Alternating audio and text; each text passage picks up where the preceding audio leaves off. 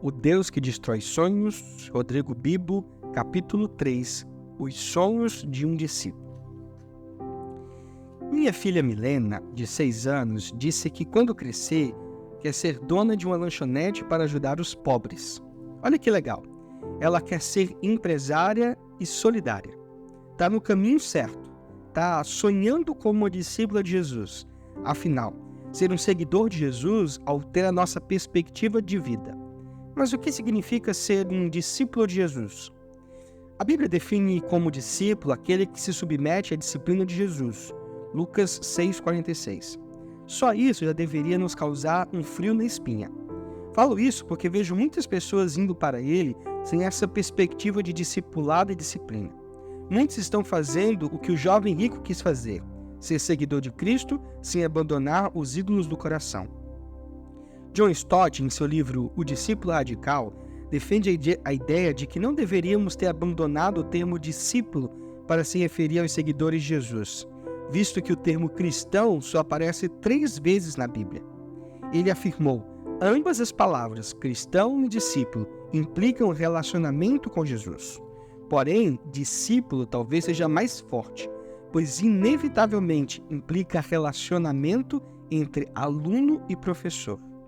Isso faz bastante sentido para mim, pois quando penso em discípulo, seja de quem for, eu imagino pessoas que, pelas suas características, lembram o seu mestre ou guia. Talvez na sua mente tenha passado agora alguma imagem que remeta a uma seita religiosa. Aquele pessoal vestido igual, seus rituais, tudo sem diversidade, espaço. Bem, deixe-me dizer a você que não é bem esse o conceito de discípulo de Jesus. Algumas igrejas já uniformizaram seus fiéis e os estereotiparam a ponto de ser fácil identificá-los na rua. Era bem comum se ouvir: lá vai o crente. Nesse caso, a indumentária era um dos marcadores da presença do crente na sociedade.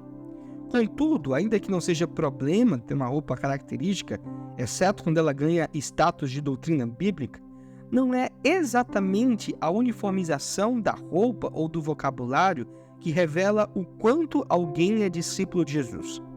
A essência é esta aqui. Por isso agora eu lhes dou um novo mandamento. Amem uns aos outros, assim como eu os amei. Vocês devem amar uns aos outros. Seu amor uns pelos outros provará ao mundo que são meus discípulos. João, capítulo 13, verso 34 e 35. E como Cristo nos amou? Com amor sacrificial. Gálatas 2,20. Aqui lembro a frase que Guilherme Burjac postou numa rede social. Tomar a sua cruz e seguir a Jesus é tomar para si a dor do outro e não a sua própria dor. O convite de Jesus é segui-lo até o Gólgota, onde ele morreu por nós, não por ele. Recuperando a essência do discipulado. Sabia que se você ficar repetindo uma palavra sem parar, seu cérebro desativa o significado dela? Isso se chama, grosso modo, saturação semântica.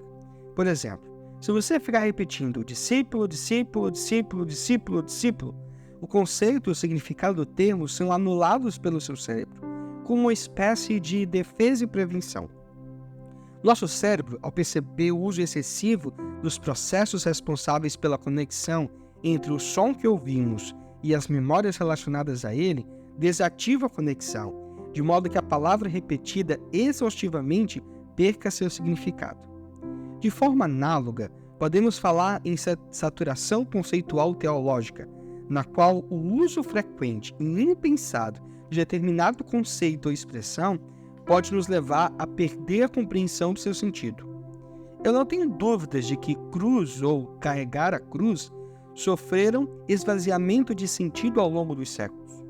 A cruz está tão incrustada em nossa cultura que, na maioria das vezes, perdemos de vista o real significado dela.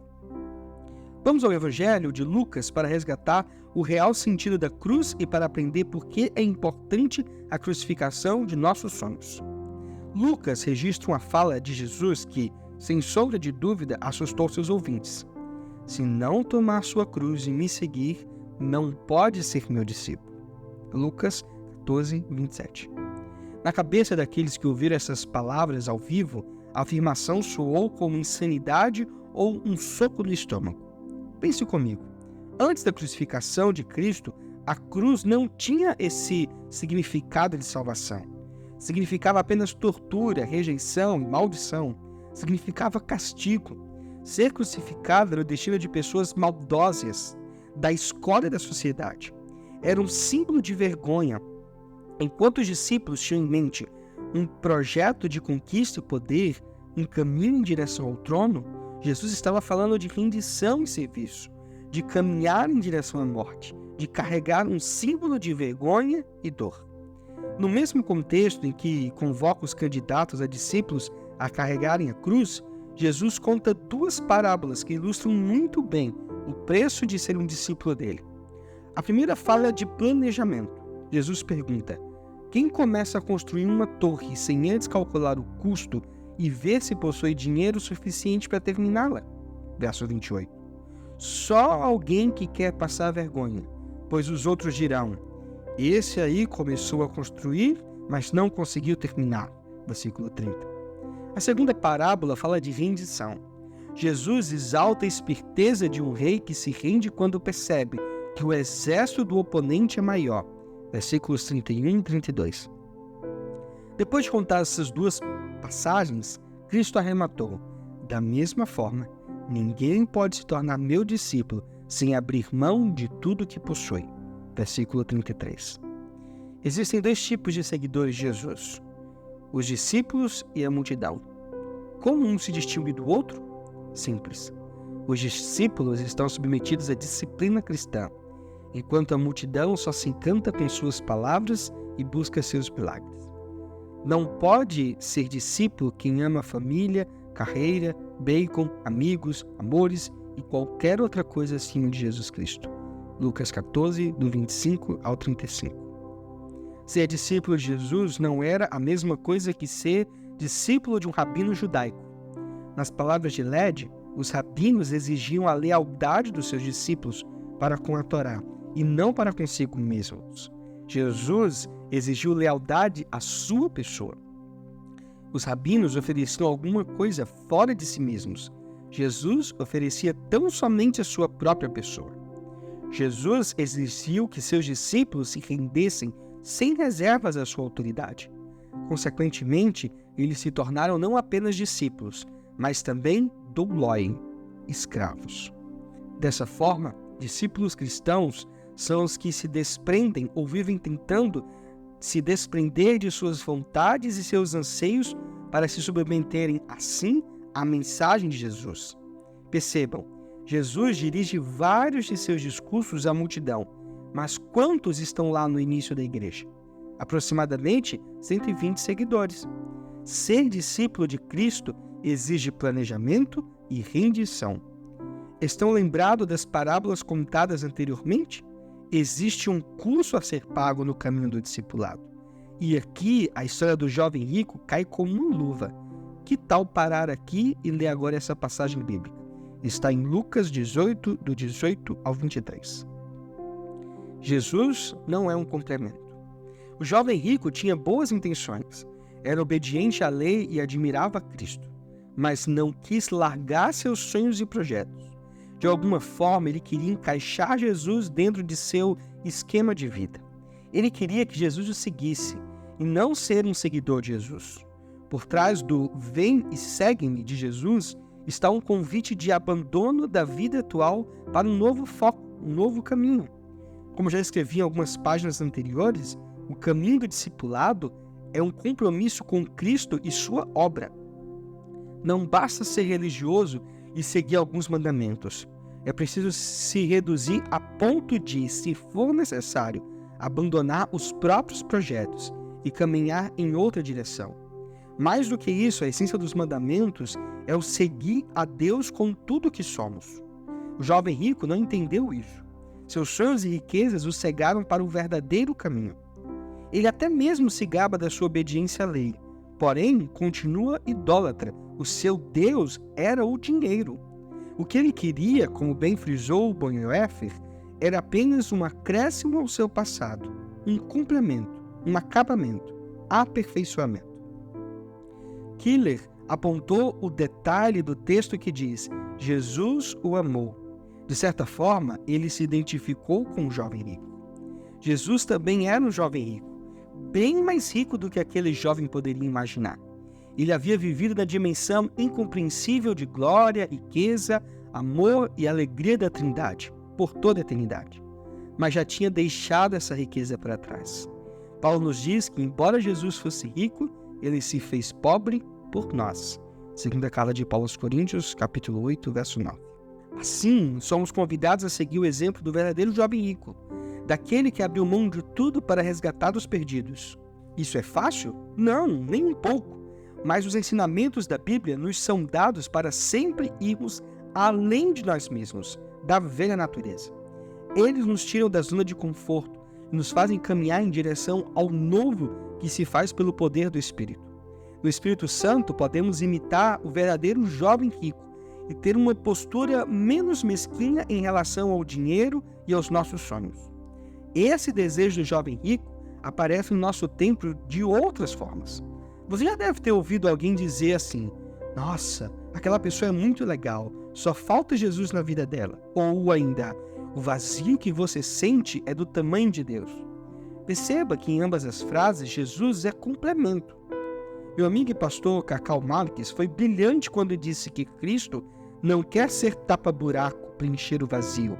Ele quer nos destruir e nos reconstruir ao redor dele. Jesus não chama seguidores para apenas acrescentar algo à vida deles. Ele os chama para escrever uma nova história. No caso desse homem rico, o chamado ao discipulado requeria, em primeiro lugar, abandono das riquezas. Essa foi a história dele.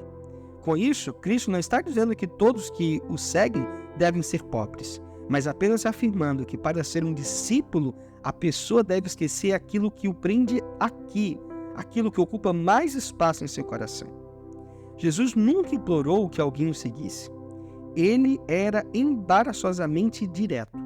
Ele confrontou a mulher no poço com seu adultério, Nicodemos com seu orgulho intelectual, os fariseus com sua justiça própria. Ninguém pode interpretar "arrependam-se, pois o reino dos céus está próximo" como uma súplica. Jesus ordenou a cada pessoa que renunciasse a seus interesses, abandonasse os pecados e obedecesse completamente a Ele. Jesus não busca fãs ou pessoas entusiasmadas com suas palavras. Ele busca pessoas obedientes à sua missão. O discipulado exige renúncia. Que fique bem claro, não estamos falando aqui de pagar o preço para sermos salvos, uma vez que Jesus já se ofereceu por nós. Estamos falando do processo de santificação e rendição pelo qual todos aqueles que estão em Cristo devem passar e permanecer. Como sabiamente disse Dallas Willard, a graça não é o oposto do esforço, mas sim do mérito. Ressignificando os sonhos. Jesus não chamou seres inanimados para a sua obra. Chamou gente de carne e osso, homens que tinham trabalho, suas ambições e seus sonhos. Eram judeus que aguardavam um rei que chutaria bundas romanas e devolveria o reino a Israel. Quando começaram a seguir a Cristo, talvez tivessem isto em mente, o poder. Talvez pensassem: vamos andar com o Messias, pois quando ele se sentar no trono, estaremos ao seu lado. Inclusive, Marcos relata esse pedido feito por Tiago e João a Jesus. Então Tiago e João, filhos de Zebedeu, vieram e falaram com ele: Mestre, queremos que nos faça um favor. Que favor é esse? Perguntou ele. Eles responderam: quando o Senhor se sentar em seu trono glorioso, queremos nos sentar em lugares de honra ao seu lado, um à sua direita e outro à sua esquerda. Marcos capítulo 10, verso 35 a 37. Seguiam a Jesus tendo em mente suas agendas e seus anseios. Porém, Deus tem sua própria agenda e seus próprios anseios, como ressaltou o reverendo Kenneth, mas eis a grande ironia do pedido deles. Qual foi o momento de maior glória de Jesus? Onde Jesus deu maior demonstração da glória da justiça de Deus? E onde ele revelou de forma mais profunda a glória do amor de Deus? Na cruz. No verdadeiro momento de sua maior glória, Jesus de fato teria alguém à sua direita e à sua esquerda, mas seriam criminosos condenados à crucificação. Assim, Jesus disse a Tiago, Judão: João, não sabeis o que pedis. Muitas vezes nossos pedidos a Jesus têm a mesma essência. Davi Lago, ao falar sobre a bancada evangélica, denuncia isso. Queremos o poder pelo poder e para servir somente aos nossos interesses. Achamos que leis cristãs tornarão as pessoas cristãs. Queremos o poder para governar e impor nossa moral e não entendemos que controle não gera transformação verdadeira. Cristo define o modelo correto de serviço. Quem quiser ser o líder entre vocês, que seja servo, e quem quiser ser o primeiro entre vocês, que se torne escravo de todos. Discípulos de Jesus servem, seguindo o exemplo do Mestre. Este, mesmo sendo Filho de Deus, não veio para ser servido, mas em submissão aos propósitos do Pai. Veio para servir e dar sua vida em resgate por muitos. Mateus 20, verso 28. Visto que, se no centro de sua cosmovisão estiver um homem que morreu por seus inimigos, então sua maneira de conquistar influência na sociedade será através do serviço e não de poder e controle. O que dizer do lava-pés de João 13? Aqui também a autoridade e o poder são demonstrados com um ato de serviço. Os discípulos sonhavam com a coroa e o trono, mas no caminho de Jesus, o rei se veste de escravo doméstico e mostra que ainda não é tempo de coroas, é tempo de bacias e toalhas. O caminho para o Pai passa pelos pés dos meus irmãos e irmãs. A lógica do reino de Deus é contrária à do reino de César, o imperador romano. No mundo de César, o poder escraviza. No mundo de Jesus, o poder se torna escravo para elevar outros. Ou seja, o poder real é aquele que se curva para ajudar o outro a subir, que se faz caminho para o outro andar. É poder que empodera. Como eu disse no início deste tópico, Deus chamou pessoas para a sua obra, pessoas com sonhos, planos e projetos. Os primeiros discípulos, mais tarde apóstolos, realmente largaram tudo para seguir Jesus. Entretanto, a Bíblia menciona uma série de outras pessoas que se renderam ao Evangelho e não largaram tudo, como Lídia, uma comerciante de púrpura que abriu sua casa para a pregação do Evangelho, Atos 16, do 11 ao 15, e se tornou uma pessoa importante no ministério de Paulo. Até onde sabemos, Lídia não deixou seu negócio para servir a Jesus e a igreja. Pelo contrário, suas posses foram as bases da igreja em Filipos. Você pode construir uma carreira, estudar para alcançar seus objetivos, ter um trabalho que lhe renda boa remuneração e até ser um empresário ou empresária de sucesso. Inclusive, Paulo fala que aquele que não trabalha também não deve comer. 1 Tessalonicenses 3:10. A pergunta que devemos nos fazer é: como minha fé e meu trabalho convergem para a glória de Deus, para o testemunho do Evangelho? Pois se trabalhamos apenas para pagar contas ou conquistar coisas, estamos com a perspectiva errada sobre ser um discípulo de Jesus. Quando o sonho se torna pecado. Eu penso que aqui cabe uma breve reflexão sobre o pecado capital da avareza, visto que o dinheiro é peça fundamental na construção dos muitos planos e sonhos que as pessoas fazem. Avareza, ambição ou cobiça é o quinto dos 7 pecados capitais e tem 2 componentes principais: desejar o que não tem e preservar o que tem, ou mesquinharia. Os Guinness entendeu que o âmago da avareza não é o amor pelas possessões, mas possuir e, portanto, ser um possuidor. Aquele cuja paixão é a busca por possuir serão possuídos. Como Francis Bacon escreveu, se o dinheiro não é seu servo, será o seu mestre. Não se pode dizer do homem cobiçoso que ele possui riquezas. Deve-se dizer que elas o possuem.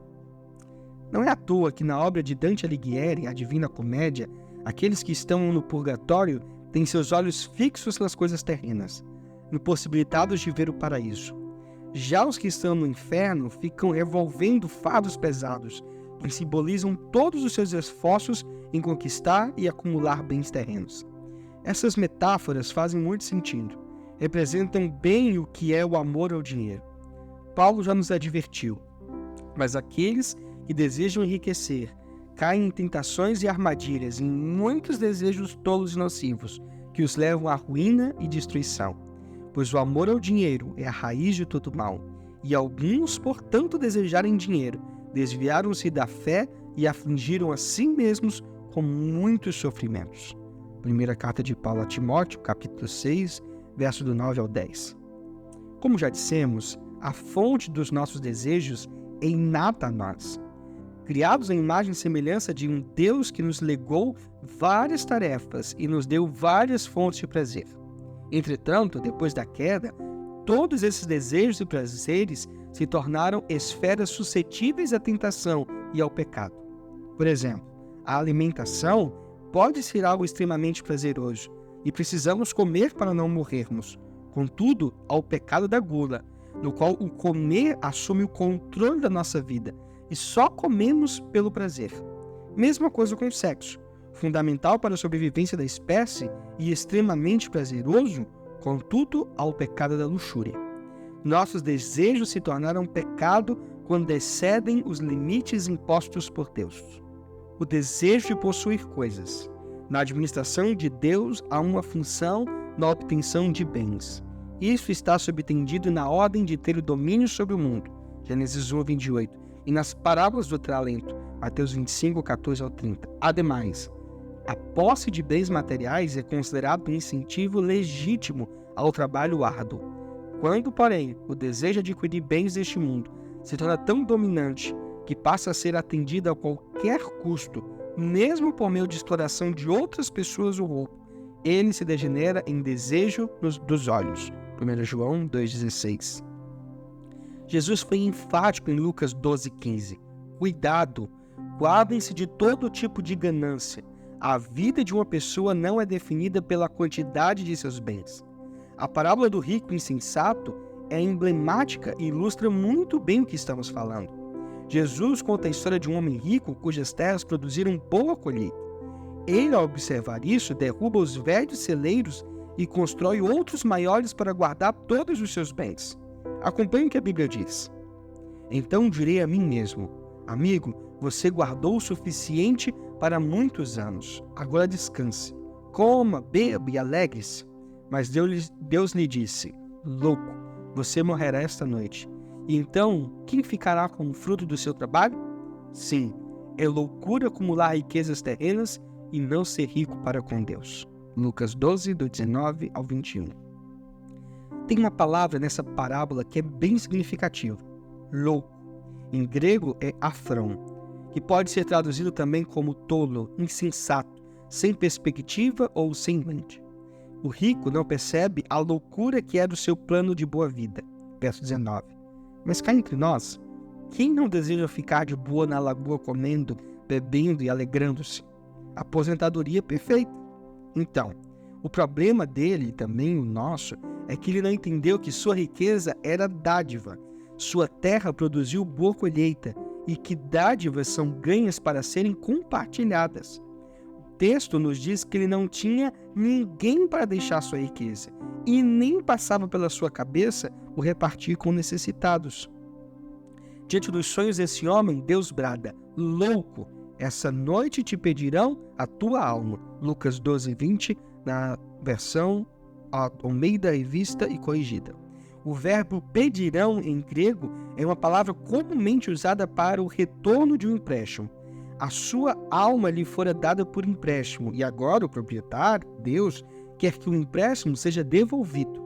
A vida é dádiva para ser repartida e vivida conforme o doador orienta. Esse homem era louco e sem perspectiva. Talvez do ponto de vista mundano ele tinha muita perspectiva, pois planejou seus ganhos e futuro. Contudo, do ponto de vista eterno, era um tolo, pois é loucura acumular riquezas terrenas e não ser rico para com Deus. Lucas 12, 21. Esse alerta de Jesus contra a cobiça, a avareza, é para ricos e pobres. Depois de contar essa parábola, Jesus continua falando sobre a preocupação que a busca pelos bens materiais causam. Os fiéis são encorajados a não se preocuparem demasiadamente com as coisas deste mundo, nem a colocar nelas a sua segurança. Antes devem buscar o reino de Deus e sua justiça. Quando leio a descrição da cidade santa do Apocalipse 21, vejo que as ruas serão de ouro, ou seja, o que é importante para nós aqui na terra será chão no céu. Precisamos ter a perspectiva certa na vida que levamos aqui. Precisamos planejar a nossa vida com a mente de um discípulo de Jesus.